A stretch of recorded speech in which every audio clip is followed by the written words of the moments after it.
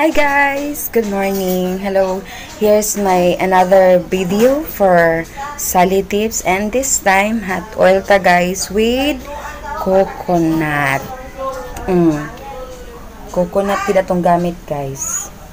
So this one, we're gonna use it for hot oil. Especially kanong mga natay mga dry nga mga kanang kaspa. Nagdagatol sa atong ulo, and we were gonna use this one. Butangan na to siya ininit tubig instead of warm lang, kay para mugawas gid ang iyang oil. So kani butangan na to siya ininit tubig, just a small amount lang na igora siya. So gamay ra sad nga lubi, kay since gamay to siya ininit tubig, no, ilib lang nato na siya diha. Taod-taod, after 5 minutes, ato na siyang pugan, ug ang duga muna atong ihiso sa atong ulo. Pipigain natin yung niyog, tapos yung gata niya ilalagay natin sa baso, and then yung sapal dito natin ilalagay. So yung natitirang gata niya, yun yung ipapahid natin sa ating mga scalp. Yun yung magiging oil natin. Then, i-leave din natin siya ng mga 25 to 30 minutes. So, here guys, ipakita nyo. Nakikita nyo na yung gata, diba? So, yung sapal, pipigain natin siya like this. Pigain nyo talaga. Wala ng gata yung natitira sa nyo. Tapos, ilalagay natin dito. The remaining left. Pigain na nasa natin. Kita nyo ang daming gata, no?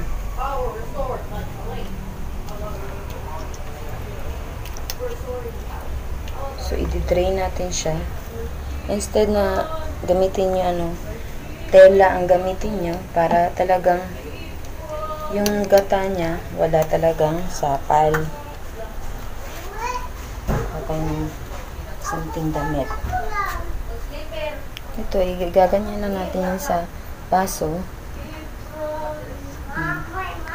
Tapos, igaganyan natin siya. Isasalo din natin siya. Guys, ito tayo ng plastic. Isang, lang to, bahay ng mga materyales, no? Tsaka, ito na yung gata. So, ito yung suklay. So, ito tang uubusin natin to lahat. Just to prevent our scalds, isuklay mo lang yan lahat. Tapos yun. So here guys, gano'n nyo lang siya yung scalp nyo. Kukuskusin nyo ng ganito. Just apart yung mga makakate. Doon nagdadry yung mga scalp nyo. Lalong-lalo na yung mga balakubak nyo. Hindi natatanggal. O minsan, hindi kayo, minsan lang kayo maligo. Hawa dire. Hubuan na yung show. Ibibuhusin na ganun.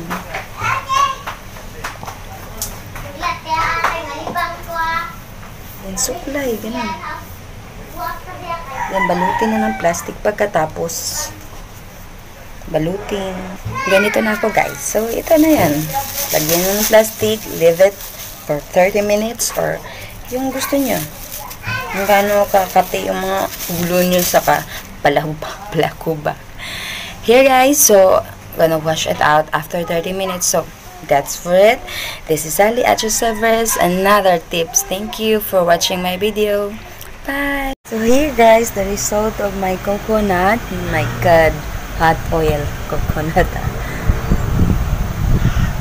Aside sa malambot na yung buko, parang nawala natin yung mga nakakate sa ulo ko na mga kaspa.